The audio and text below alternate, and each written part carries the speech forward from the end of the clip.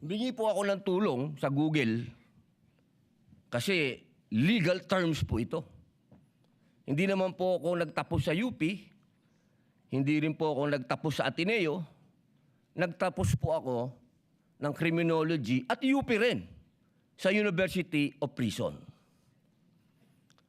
Ang sabi po dito, sa Tagalog po Ginoong Presiding Officer, eksakto ko itong hinihain dahil nagkaroon tayo ng pagkakaiba pagdating sa punong mahistrado ng Korte Suprema. Ngunit sa paglilinaw na iyon, na sa lahat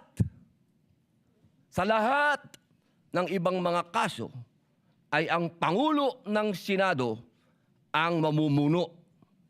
Kaya binabawi ko ang nasabing susug. Ang nagsabi po nito ay ang dating Justice Davide. Ngayon, mga mahal kong kasama, at sa ating po mga taga-subaybay, ang batas po ay precise. Hindi po ito pwedeng iba-ibahin o baluktutin. Kung ano ang sinabi lalo ng saligang batas, ay sana po ay panghawakan natin.